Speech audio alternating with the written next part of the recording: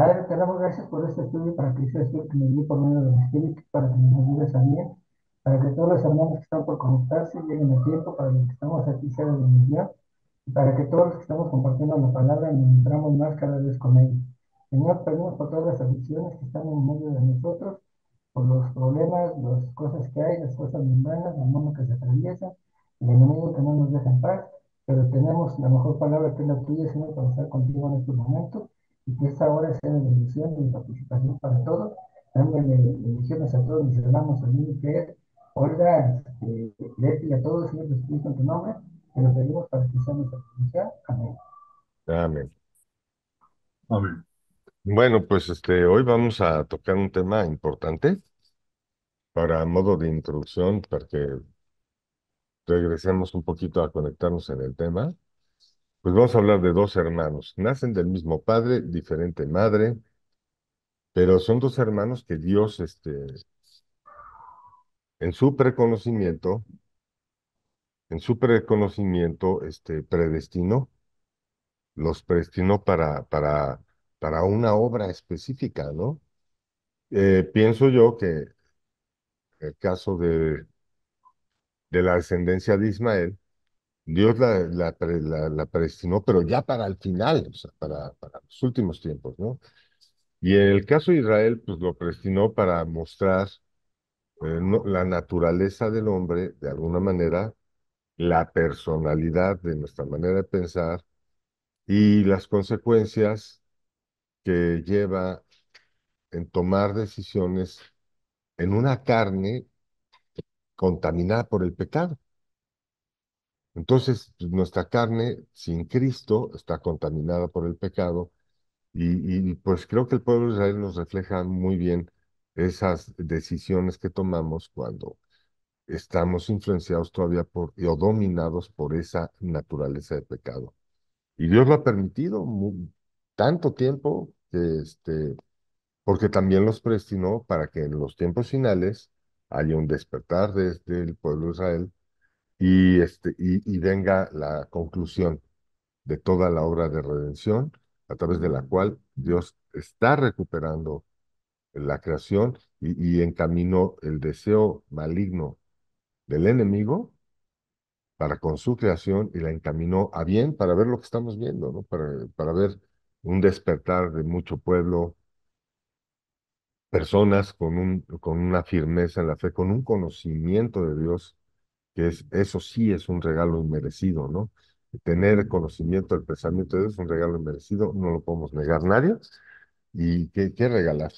Aparte que Dios no se limita con regalarnos ese conocimiento de Él, sino que va más allá porque nos bendice y prospera nuestro camino. Entonces, vamos a dar paso al devocional del hermano Jorge para que podamos continuar con el estudio. Adelante, Jorge, están abiertos los micrófonos. Ok, sí me oyen, ¿verdad? Este se trata del devocional, se trata de la paz, mejor buscar a Dios. En Mateo 6, versículo 34, la Reina Valera dice: Así que no os afanéis por el día de mañana, porque el día de mañana traerá su afán, basta cada día su propio mal. Esto viene de cómo cada vez estamos preocupados por lo que aún no sabemos qué nos deparará el día, ¿no? Tenemos en la aflicción, problemas, preocupaciones, etcétera. ¿Cómo nos ponemos a imaginar lo que nos puede suceder, ¿no? ¿Qué habrá de salir? ¿Qué habrá de pasar antes? Nos estamos preocupados por algo que antes ni nosotros sabemos lo que va a suceder, ¿no? Sí sabemos que hay problemas y que hay que solucionarlos, ¿no? Pero bueno, eso es lo que pasa. O sea, nosotros nos hacemos los que sabemos qué va a pasar, nosotros nos predestinamos para bien o para mal, presentemos el mundo, el bien o el mal, pero regularmente lo hacemos en nuestra carne, no en el espíritu. Eso es lo principal, que tenemos que andar nosotros en el espíritu, ¿no? ¿Cómo hacer que esperemos que Dios nos proteja, nos guarde, nos cuide, lo hacemos a un lado, sin ni siquiera preguntarle qué vamos a hacer, cómo lo debemos de hacer, cómo debemos de estar, ¿no? Entonces, pues antes de eso nos dice que busquemos el reino de Dios y todo lo vendrá, no, vendrá por añadidura. ¿Cómo? O sea, para no ser afanados. Bien. En Lucas 11 versículo 10 nos dice: Y yo os digo, y se os dará. Buscad y hallaréis. Llamad y se os abrirá. En 10 dice: Porque todo aquel que pide recibe, y el que busca halla, y el que ama se le abrirá. Esto lo dice cuando está, dice que nos enseña a orar en Lucas, ¿no? Le responde a sus discípulos cuando está orando y les enseña el Padre Nuestro. Nos dice, Padre, ¿qué padre no le dará a su hijo lo que pide? No reprende o castiga, nos reprende o castiga porque nos ama. No porque, ¿cómo no comprendemos que solo Él quiere bien para nosotros? Él no nos hace algo por capricho o por necesidad. A Él todo le sale bien, ¿no? Él sabe lo que hace y cuando lo hace lo ejecuta a la perfección. Su plan es irrevocable, es perfecto, nada se le escapa de las manos, todo es a la perfección, ¿no? En Hechos 17:27 dice, ¿para qué buscan a Dios? Si en alguna manera palpando pueden hallarle, aunque ciertamente no está lejos de cada uno de nosotros. Ahí está cuando Pablo va a la Europa, ¿no? Que va a Dios desconocido y todo eso. Nos demuestra cómo buscarlo o sin buscarlo Él está en nosotros. Él en todo momento no nos abandona, siempre está con nosotros. Romanos nos lo dice, y es con nosotros. Que falta solo hablar la palabra que nos heredó en la Biblia para saber y aumentar el conocimiento de Él. ¿Y cómo quiere que seamos? Él nos dice cómo quiere que seamos, que nos comportemos, qué hacer con nuestra vida, cómo nos dio para vivirla de una forma que dejemos el pecado para siempre en todo momento, no afanándonos, no estando en cosas malas, no buscando el pecado, y si llega el pecado, dejarnos de ello, ¿no? ¿Cómo? Buscándolo, ¿no? Siempre estando con nuestra fe firme en Él, ¿no? Entonces le decimos, Padre, te pedimos que nos ayudes en todo momento nuestra vida a ser hijos tuyos por siempre, para alabarte, bendecirte en todo momento y que nos ayudes a diario para que se haga tu voluntad, no la nuestra, sabiendo que que tú estás en nosotros, permaneces ahí, como nosotros a veces lo olvidamos. Y hacemos las cosas en nuestra carne creyendo hacer lo correcto, pero sabemos que tú eres fiel y siempre estás ahí ayudando y dirigiéndonos. Perdona nuestras rebeliones, malos pensamientos, por no preguntarte y obedecerte. Gracias, Señor, por ser nuestro día y salvador en nuestras vidas. Amén. Amén. Pues mire, yo creo que para complementar el devocional, como siempre, haciendo alusión al tema de hoy, pues Dios nos dice sí exactamente cómo quiere que nos comportemos, pero hay que observar lo siguiente, sin Cristo hay muchas personas tratando de comportarse como Dios dice que nos comportemos, pero sin Cristo se cansan, fallan, no llegan al cumplimiento y lo peor de todo es que dentro de esa corriente de pensamiento jamás van a agradar a Dios. ¿Por qué? Porque intrínsecamente estoy menospreciando la sangre de Cristo. Espero que los que nos vean lo entiendan. Entonces yo estoy tratando de agradar a Dios, busco hacer lo que Dios dice, pero al no reconocer la obra de Dios en Cristo Jesús, estamos siendo desagradables a Dios y estamos levantando un fuego extraño. ¿Por qué? Porque, porque Jesús dice, oye, ese tiempo de esforzarte tú solito para hacer las cosas ya pasó. Si ya te mandé a mi hijo y dentro de las promesas de salvación y la obra que él hizo es influenciar tu corazón para que tú puedas cumplir con la ley. Solo acéptalo en tu corazón para que puedas cumplir con la ley.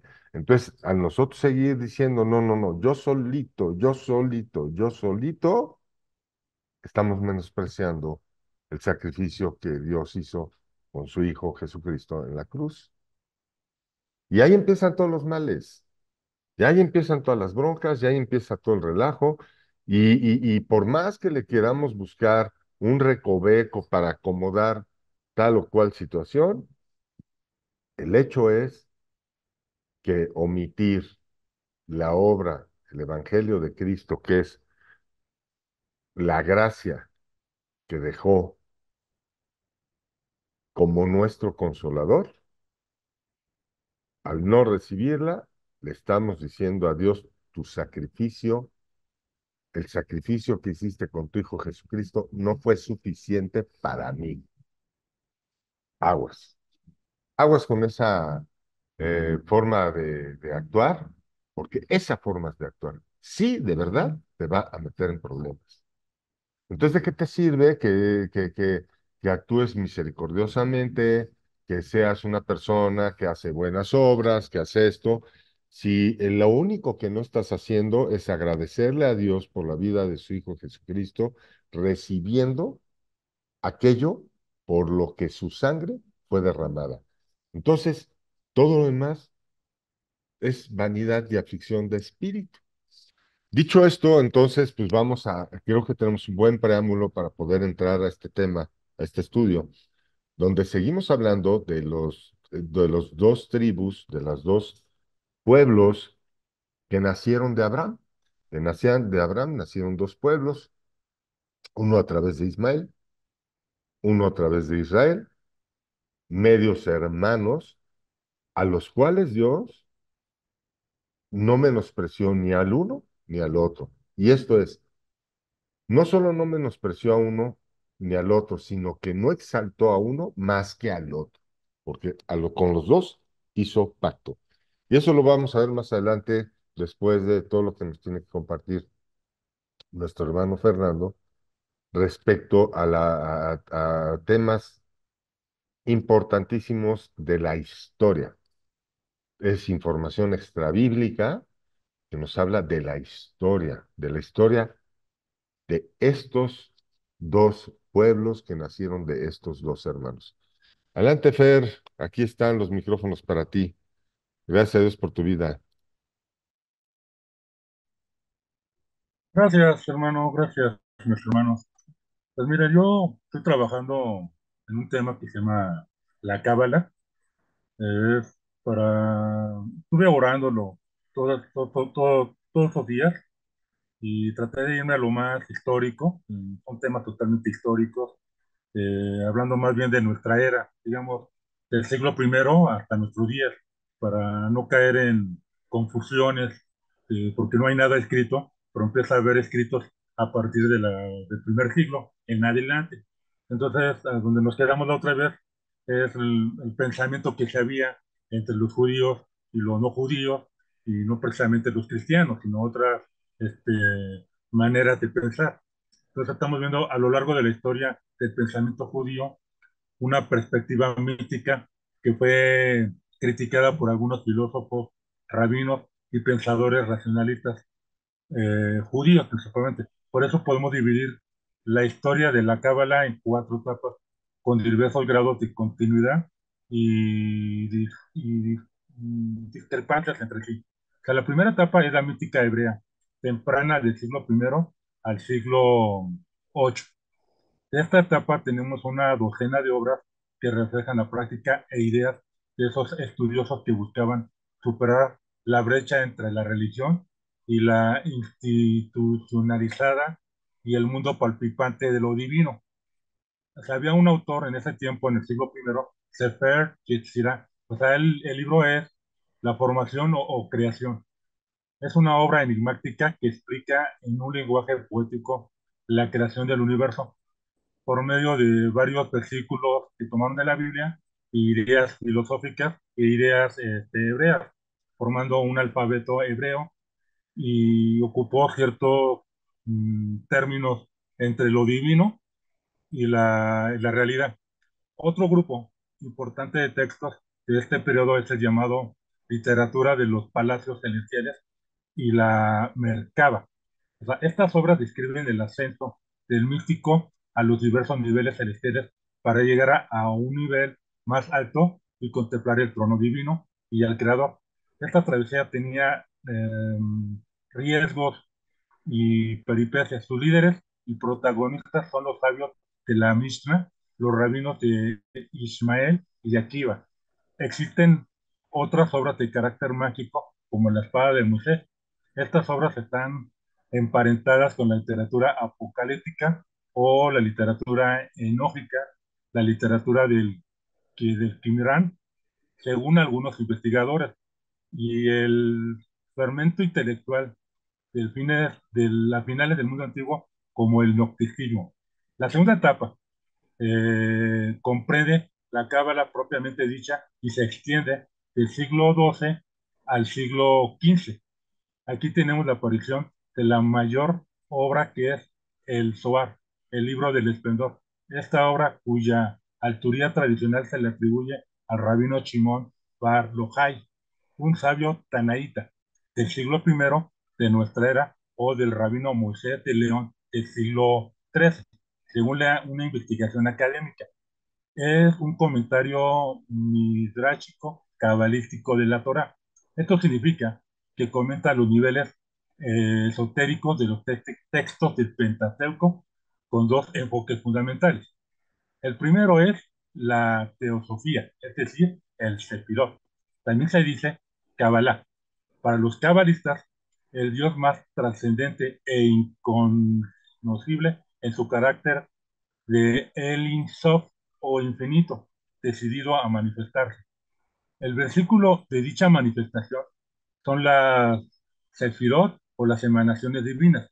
El Sof se manifiesta a los cabalistas bajo 10 aspectos diferentes, que a su vez comprenden una variedad muy amplia de matices y grados. Cada grado tiene su propio nombre simbólico. La suma de este Sefirot o Cábala constituye una estructura simbólica muy compleja en la que casi cada palabra de la Biblia corresponde a una de las Sefirot.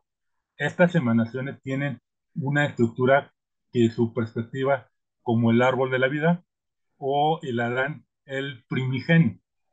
El segundo es el principio teúrico. Esto significa que las influencias no solo van de lo divino a lo humano, sino que las acciones humanas tienen un fuerte impacto en el mundo divino, dada la conexión existente entre el ser humano y Dios, y a través del alma. El ser humano puede contribuir a la armonía de la Sefirot y su unificación. Los preceptos tradicionales del judaísmo o el mitzvot son interpretados por los cabalistas como acciones sacramentales que generan un fuerte impacto cósmico. El ser humano es un aliado fundamental de Dios en el proceso de la redención. Otra escuela de la cábala medieval es la cábala estática o profética, asociada con Abraham Abulafia, nacido en Zaragoza en el año 1247. Uno de los métodos principales de Abulafia para liberar al alma de las imágenes mentales que la mantiene sometida al mundo inferior es la ciencia de las combinaciones de la letra O, Osman Haseruf. Junto a estas escuelas existe una corriente mágico-tarismática llamada a veces cábala práctica, que se utiliza los conocimientos del nombre divino para obtener sanación y evitar acciones maléficas a las personas y a las comunidades. El tercer momento de desarrollo de la cábala es la escuela luriánica, iniciada por el gran cabalística Isaac Luria, en el año 1534 al año 1572. Posteriormente, la catástrofe histórica que significó la expulsión de los judíos de España, Safed, en la tierra de Israel, se convirtió en el mayor centro de la Cábala, generando una comunidad de estudiosos que vivían con gran devoción religiosa y expectativas mesiánicas. En el marco llega el Ari, el león, tal como se denomina la Luria, y un poco más de 2 años antes de su temprana muerte, fórmulas, ideas innovadoras que transforman la cábala al el Ari los dejó escritos y sus enseñanzas fueron transmitidas por algunos discípulos como Jamín y Vital. Para Luria, la emanación divina no fue el primer acto, sino que la primera acción divina antes de manifestarse es el shimitzum, contracción o autolimitación divina. Si Dios es todo, ¿cómo es posible que exista espacio para algo que no sea su propia mismidad? El Mixitum creó todas las condiciones para la creación. El segundo acto de este drama divino es lo que llamaba el Shevirat HaKelim, o rotura de los receptáculos de la energía divina. El proceso de la emanación divina desde el Ein Sof tuvo problemas en cierta sefirot, y esto generó una pérdida de energía divina, la fuga, o llamada la fuga. A estas chispas produjo la caída de Adán y la alteración del universo. De esta energía atrapada en el cliptop, o sea, cáscara, se nutren las fuerzas del mal. El tercer acto, Luria, lo llaman el Tikkun Olam, o la reparación cósmica del universo. La tarea del ser humano es contribuir a recuperar las chispas divinas atrapadas en la realidad para canalizarlas a su fuente, debilitar el mal y contribuir a traer la redención. La forma de hacerlo es por medio del cumplimiento de los preceptos del judaísmo y de complejas meditaciones místicas o kavanot.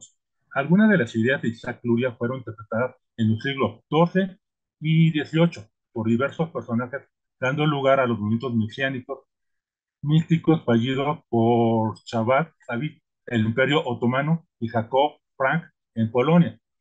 El cuarto momento de desarrollo místico judío es el hasidismo, el cual constituye actualmente uno de los pilares del judaísmo ultraortodoxo. Este movimiento se originó en Ucrania a partir de la segunda mitad del siglo XVIII, y en pocas generaciones se difundió en toda Europa Oriental. Sus orígenes están ligados en la figura del rabino Israel Ben Elazar en 1700 y 1760, denominado el Baal Shem Tov, el poseedor del buen nombre.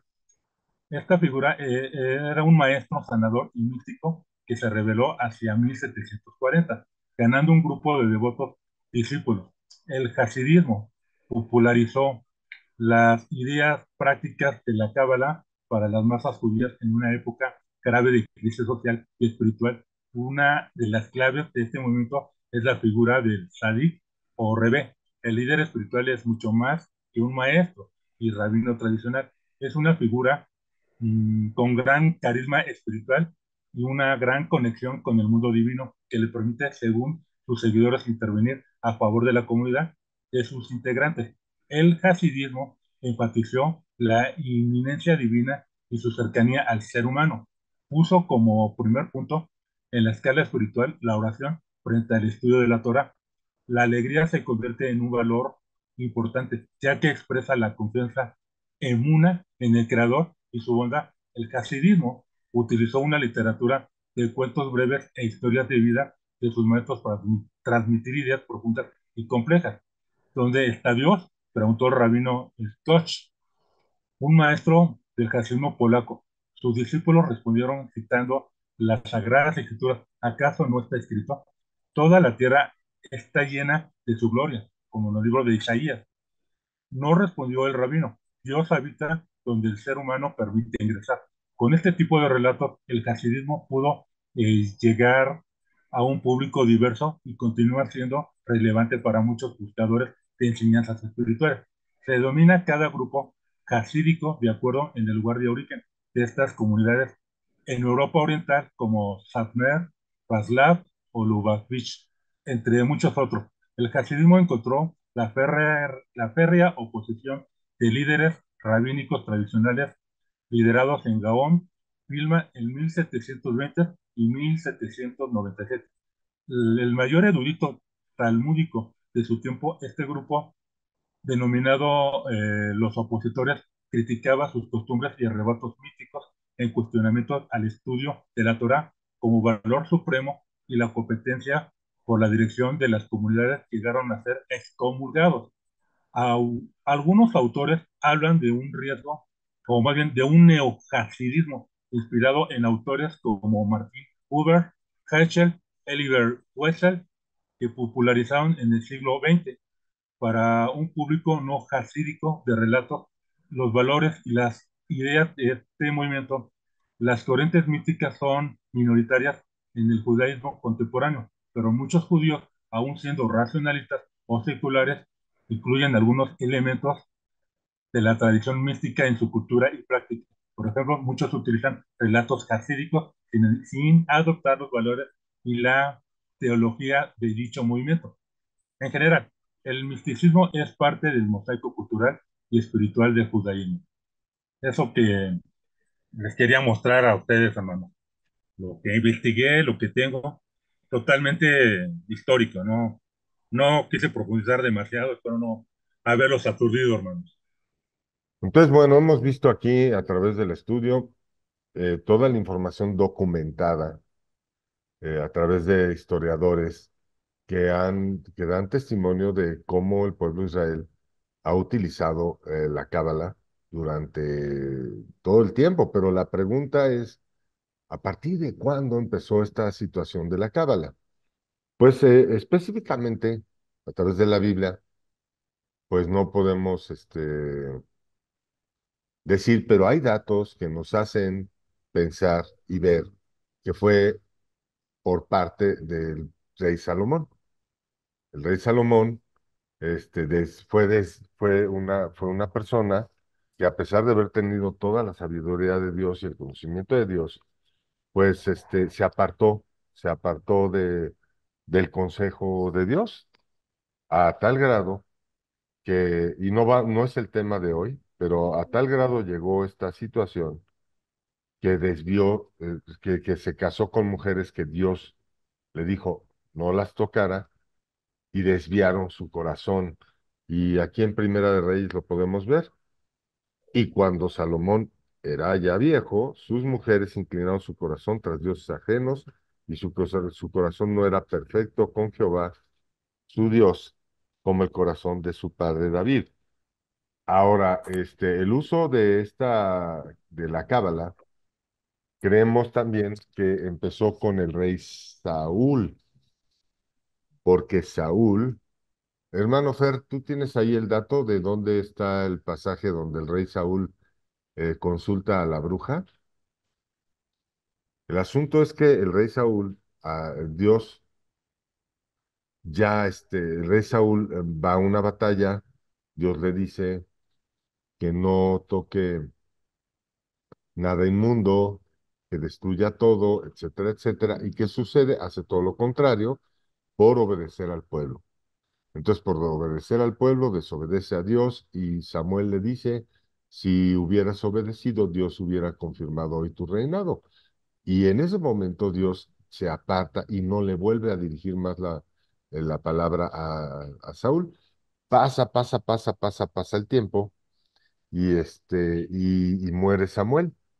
Entonces, ¿qué hace Saúl al querer buscar el consejo o al querer saber qué Dios piensa?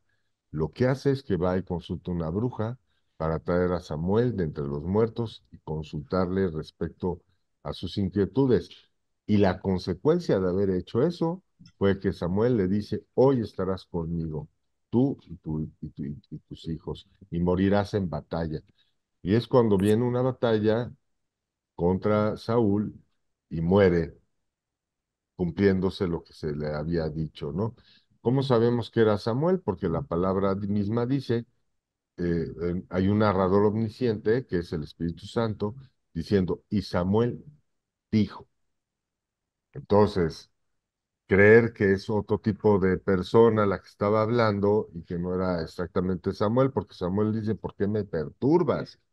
O sea, la primera expresión de Samuel cuando vio a Saúl fue, ¿por qué me perturbas? Todo eso lo pueden estudiar en los libros de Samuel, primera de Samuel y segunda de Samuel, etcétera.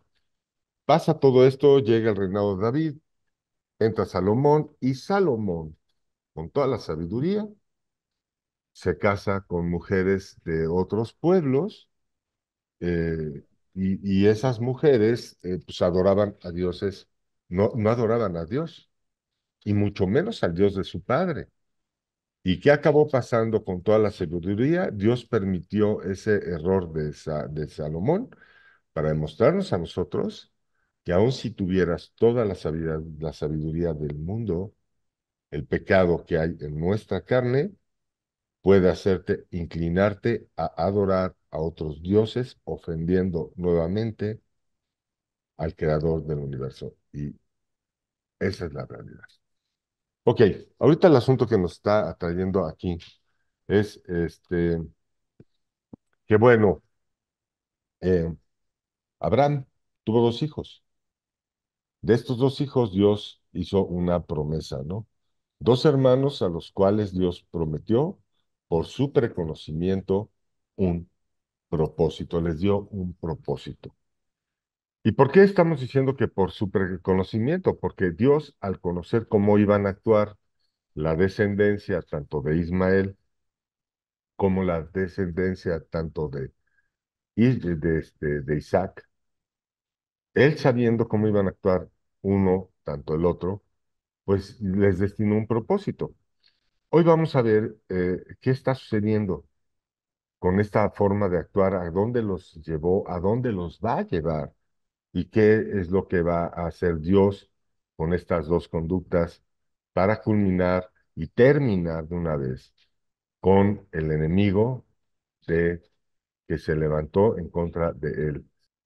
Y pues yo hoy creo que estamos entrando a la recta final de este tema, tanto de los hijos de Abraham, los dos medios hermanos, a los cuales pues sabemos que unos son los árabes, otros son los judíos, y este tema apasionante, en esta ocasión vamos a ver que estas dos grandes naciones, estos dos grandes pueblos, pues aún siguen caminando con la dirección con la que se conformaron, desviados rotundamente del deseo de Dios y aún en ello cumpliendo a su propósito.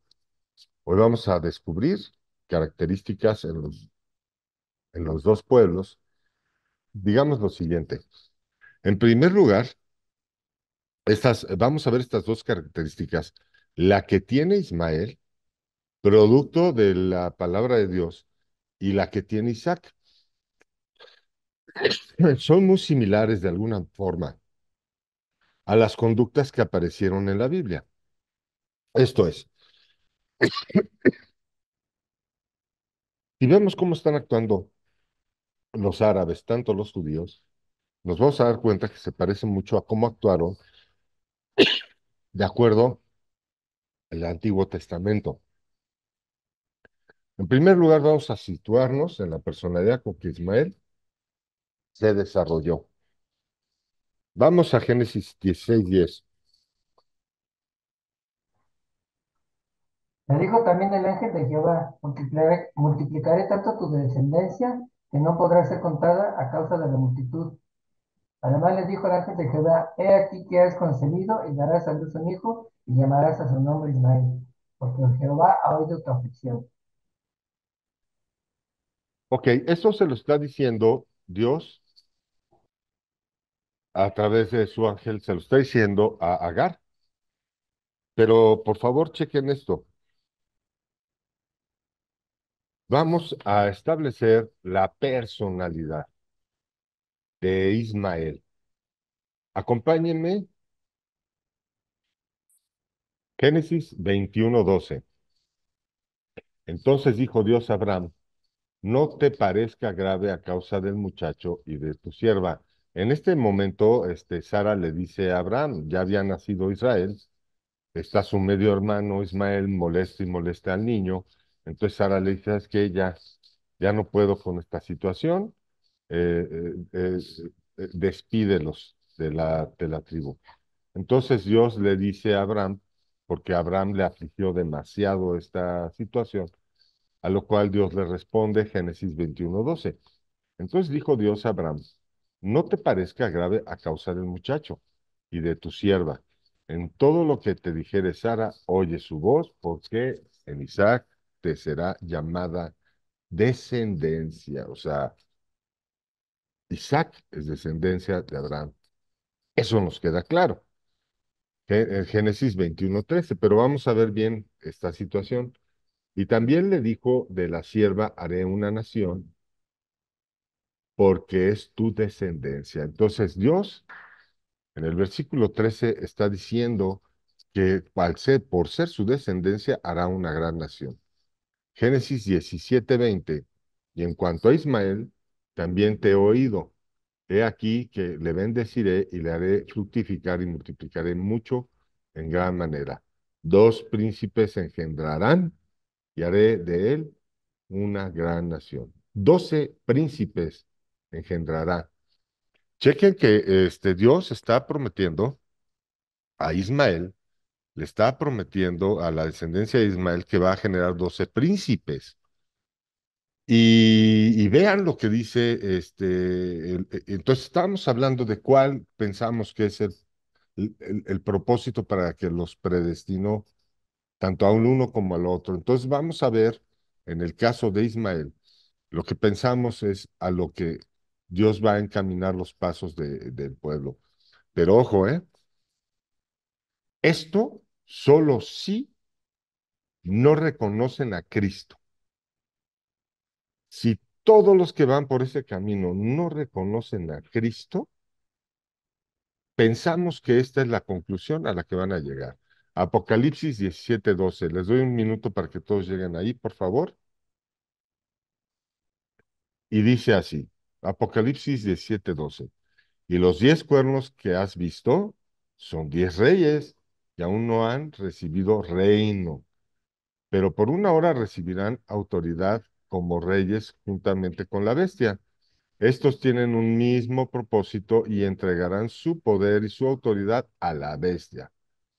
Pelearán contra el Cordero y el Cordero los vencerá porque Él es Señor de señores y Rey de reyes, y los que están con Él son llamados elegidos fieles.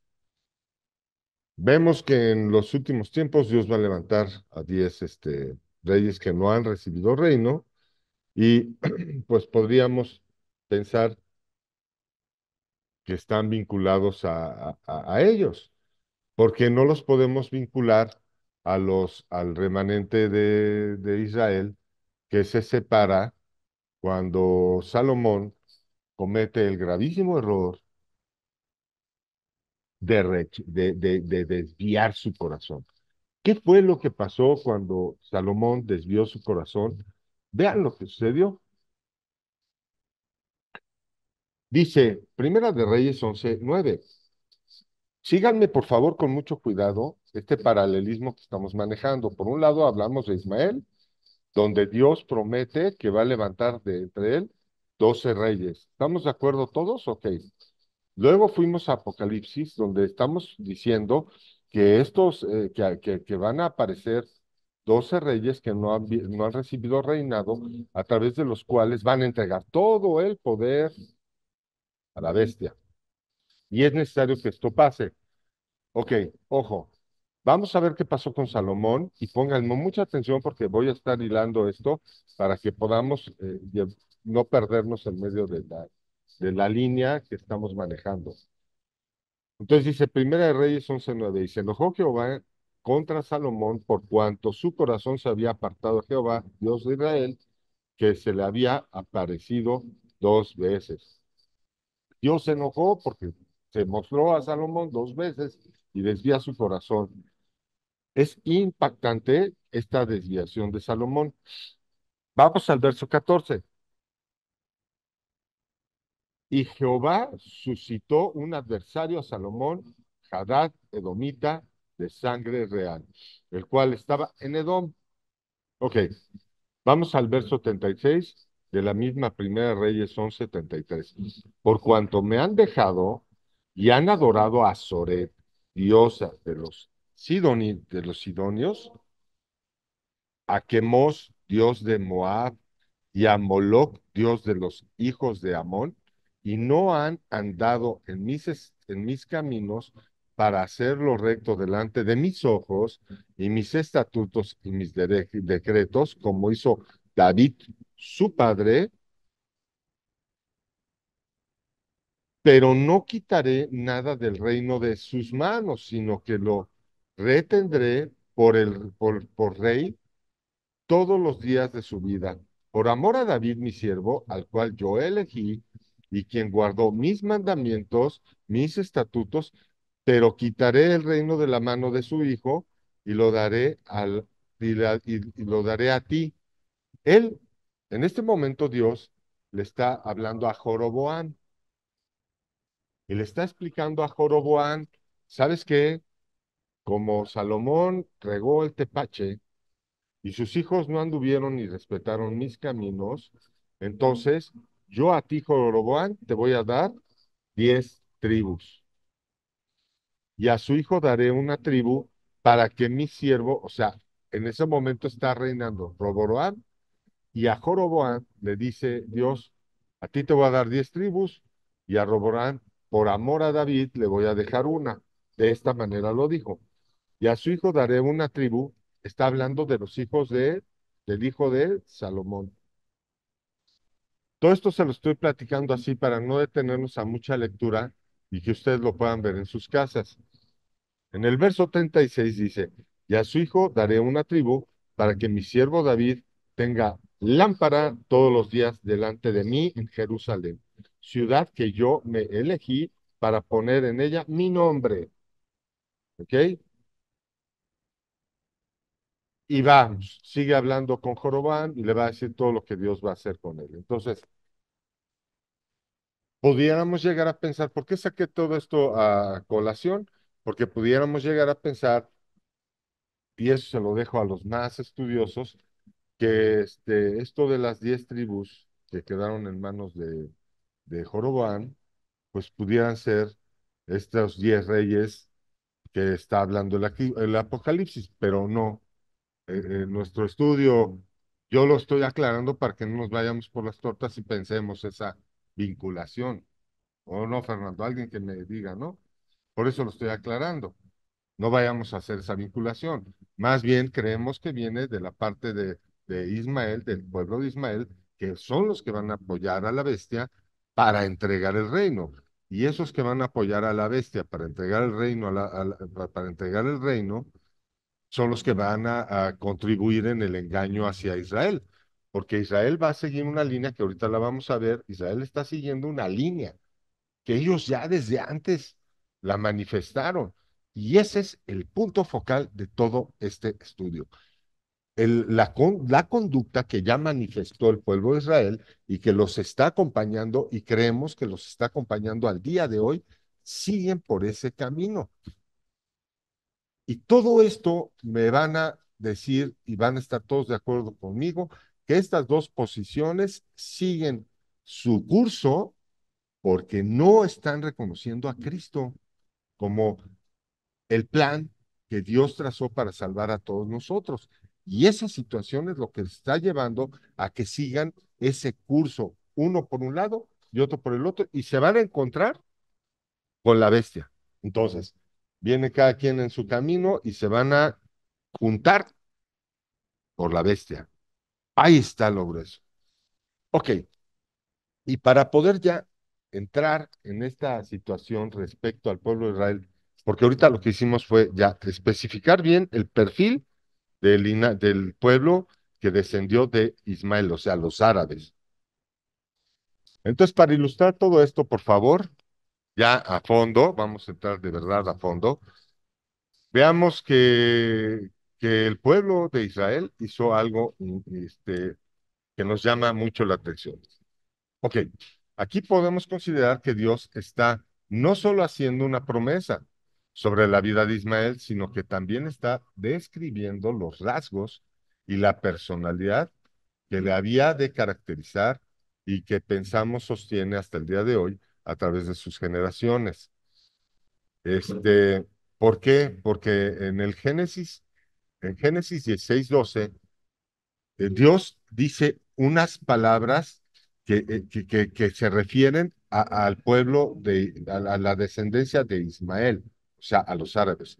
Y pongan todo el mundo atención a esto. Y él será hombre fiero, su mano será contra todos y la mano de todos contra él.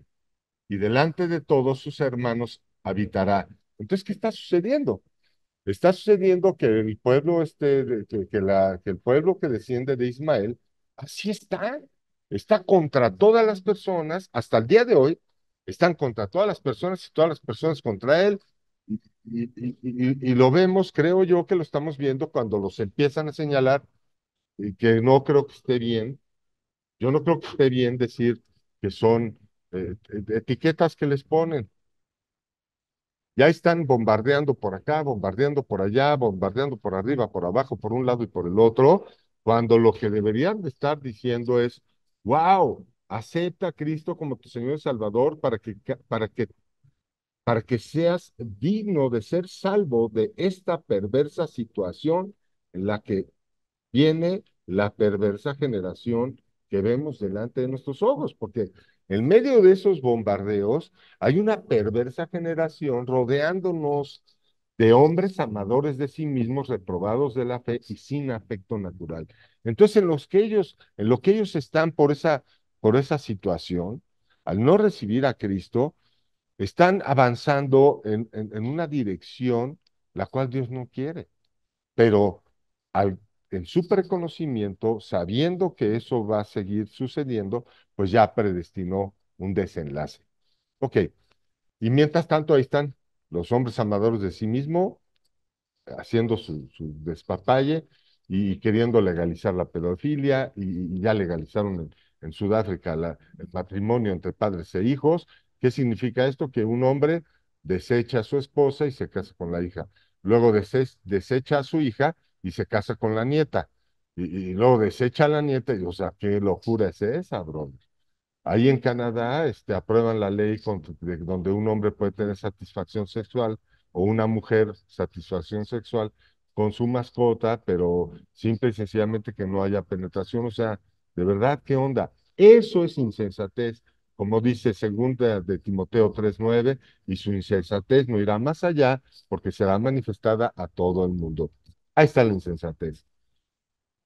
Entonces, bueno, continuando con esto. Más adelante vamos a retomar esta parte, pero yo creo que ya la concluimos. Este, y pues vamos a darnos cuenta que el pueblo de Israel también presenta una conducta.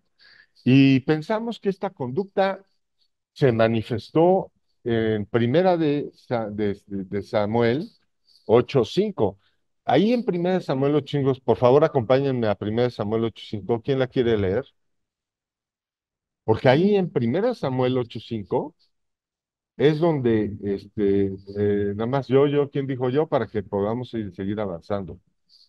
En primera Samuel 8:5 es Yo, donde pensamos adelante, Olga, dame un segundito nada más. En primera Samuel 8:5 es donde pensamos que ahí el pueblo de Israel marcó su trayectoria.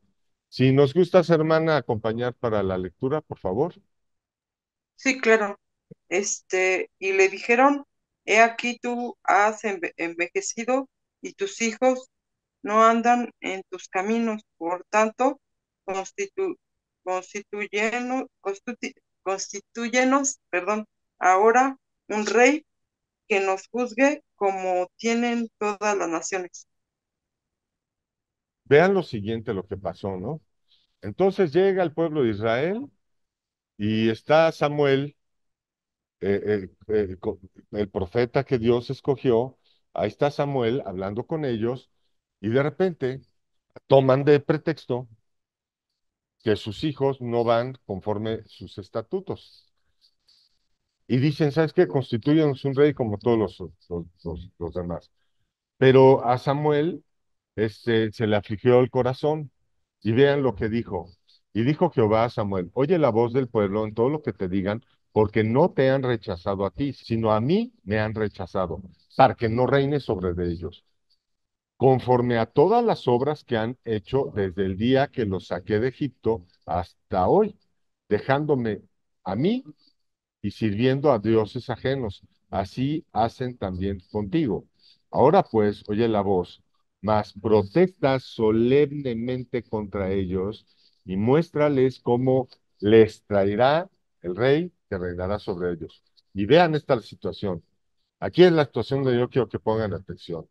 Observen que al rechazar a Dios, a Samuel, para que Dios no los gobierne, les va a poner un rey, les puso un rey, no les puso un rey que fue Saúl, y dice, 1 Samuel 10:18, dice así, y dijo a los hijos de Israel, así ha dicho Jehová, el Dios Israel, yo saqué a Israel de Egipto y os traje en manos de los egipcios y de manos de todos los reinos que os afligieron.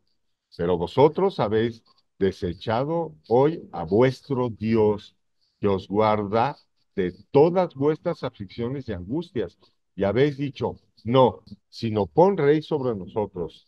Ahora pues, presentaos delante de Jehová por vuestras tribus y vuestros millares. Dios contundentemente puso un rey sobre de ellos, y si ustedes siguen leyendo, ese capítulo, se van a dar cuenta que el rey que yo les dijo, yo les voy a poner un rey, pero ese rey va a tomar de sus ofrendas para dárselos a sus siervos, para dárselos, o sea, Dios está estableciendo que iba a tener siervos que no iba a venir de ellos. Y Dios está estableciendo que iba a usar a sus hijas para usarlas como para atenderlo a él en su comida, alimentos, etcétera, etcétera, etcétera, y que los hijos iban a forjar sus carretas, sus armas, etcétera. Entonces van a ver que pues un rey que prácticamente los esclavizaría como lo hizo, como lo hicieron los faraones en Egipto. No a ese nivel, pero sí, sí lo iba a hacer. Entonces, a tal grado llegó esta situación que Dios se arrepintió de haber puesto a Saúl, ya viendo su conducta desordenada. ¿A qué extremo llegó su conducta desordenada que Dios se molestó y dijo, no lo debía haber hecho, ¿no? Y y manda a Samuel a ungir a David como rey, a lo cual Saúl se enceló y por ello quiso matar a David. Ok, siguiendo adelante con esto, vamos a dar cuenta de que esta conducta es la misma que manifestaron cuando rechazaron a Cristo. Su modo de ver, esta conducta la están manifestando cuando delante del pueblo judío pusieron a Barrabás y a Jesús. Aquí está Samuel y aquí está el rey que pide. Están pidiendo rey. Entonces, para mí aquí hay una analogía que para mí esta situación de Samuel representa lo que pasó ahí en aquella época cuando rechazaron a Cristo. Independientemente de lo que puedan o lo que podamos decir acerca de Jesús, lo que sí entendemos es que Barrabás era un asesino y Jesús no había roto ni uno de los mandamientos. Eso sí está clarísimo. Entonces, ¿qué está manifestando el pueblo de Israel en ese momento?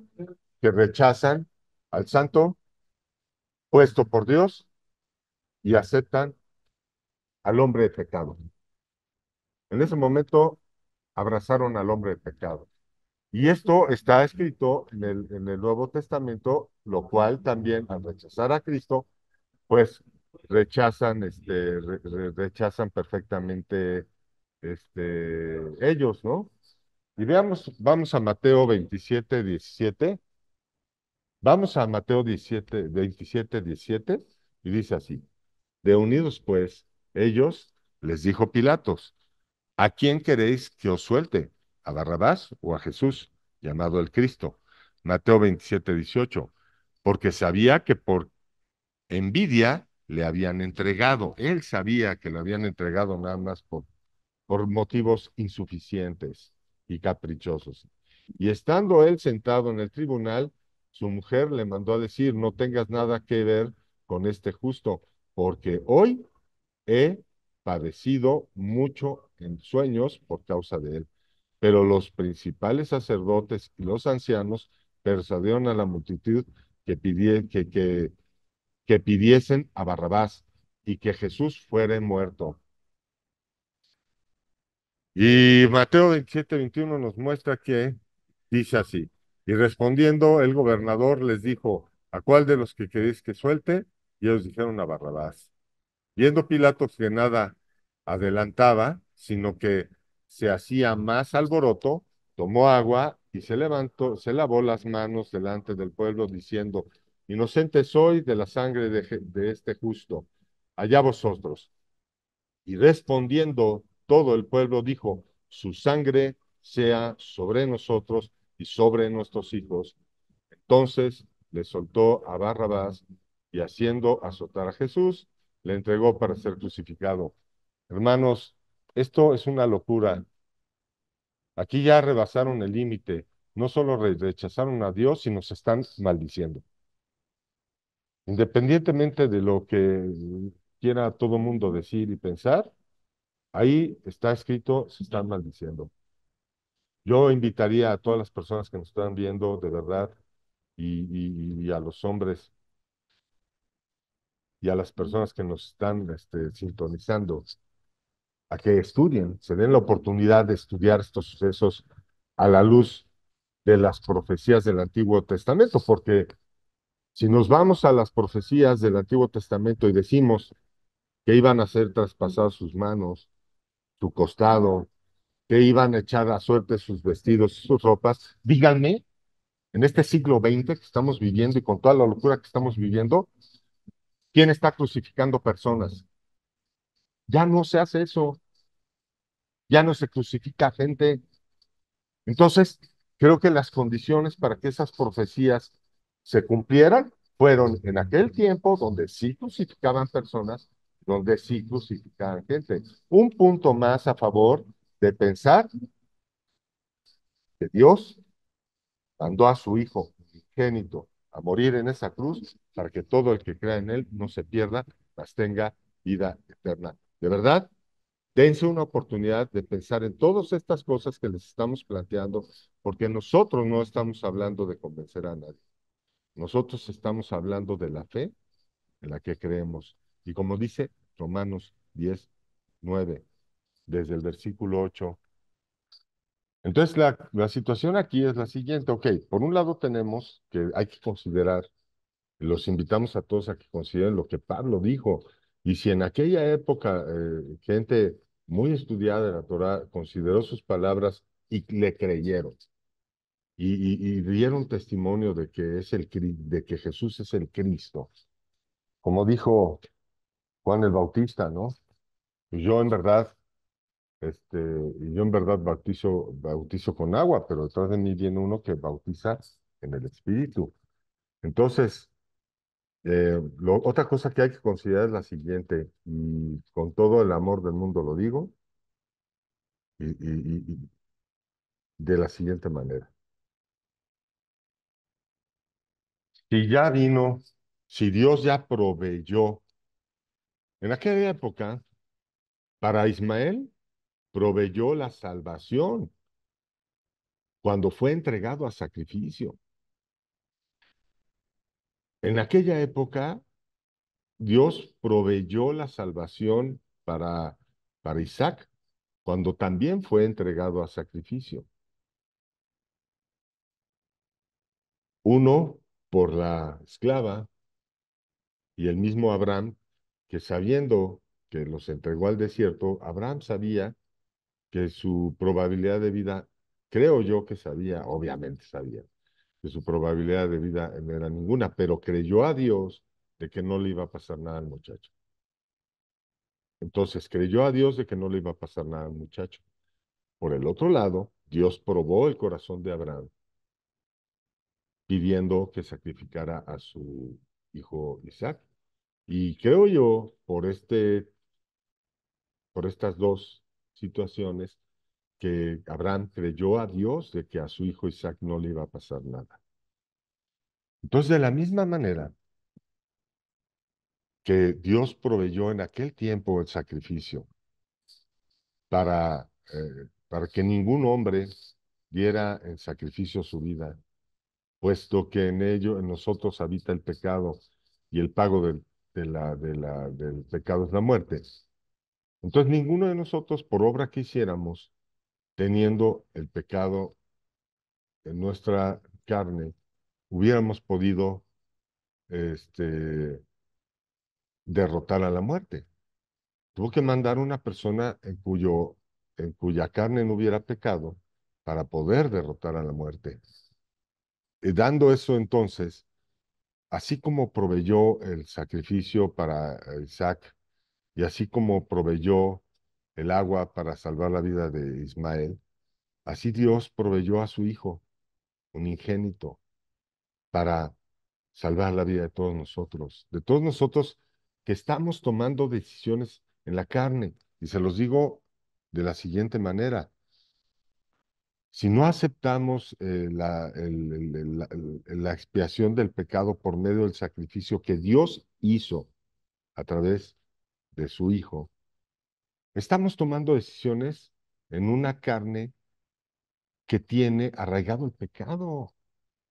Entonces, esta carne de pecado, ¿a dónde nos va a llevar? Pues a tomar decisiones que nos encaminen derechito y sin escalas a la muerte. ¿Por qué? Porque vamos a tomar decisiones en pecado. Y al final nos van a cobrar ese pecado con la muerte. Entonces, en esta línea de acontecimientos, nos damos cuenta que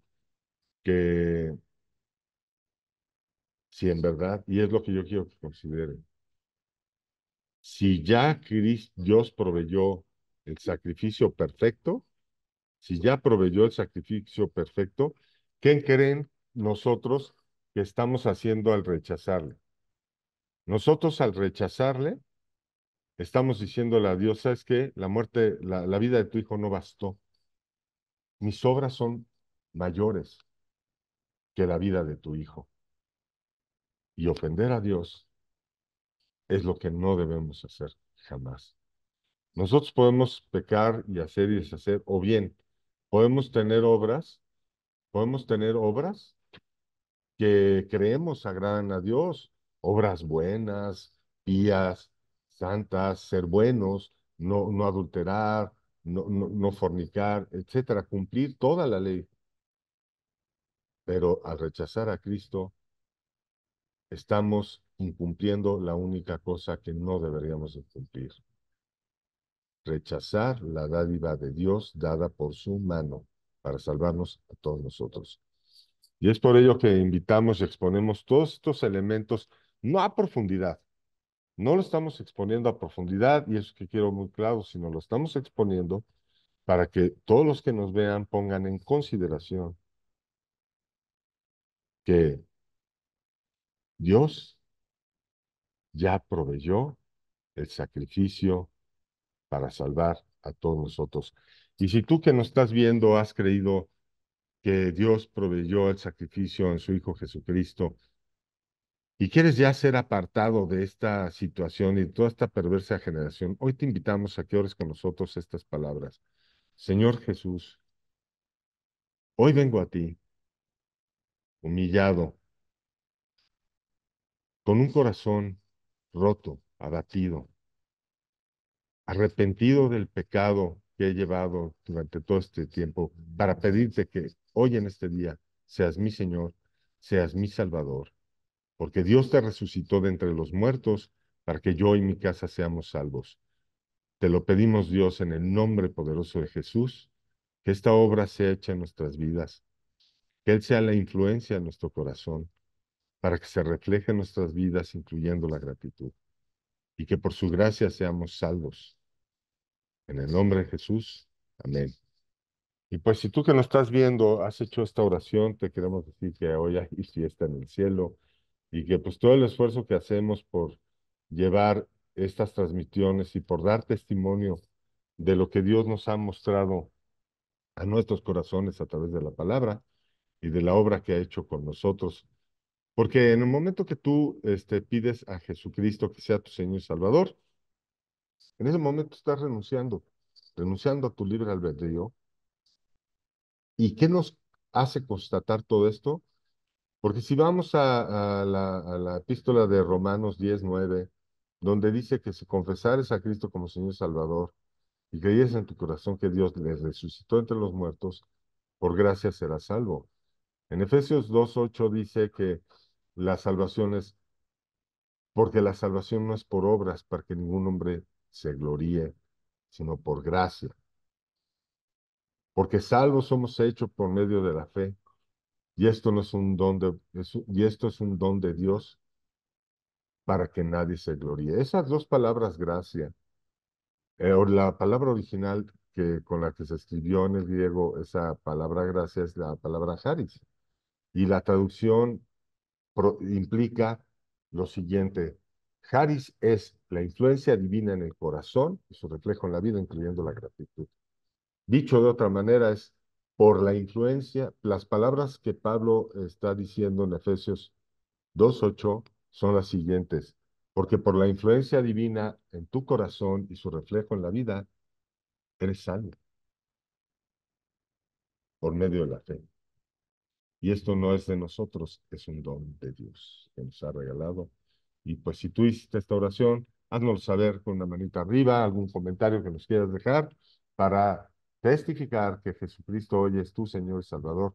Agradecemos a todos los que nos acompañaron en el estudio presencial, en directo a través de estas transmisiones y para todos los que nos están viendo en la proyección diferida, pues les agradecemos su tiempo y gracias a Dios por sus vidas. Estamos despedidos. Si quieren hacer algún comentario, están los micrófonos abiertos. Pues si no hay alguna otra cosa, pues nos vamos a la siguiente ocasión, ¿no? Hasta luego. Pero Dios, miércoles 18. Bye. Bye, nos vemos el domingo.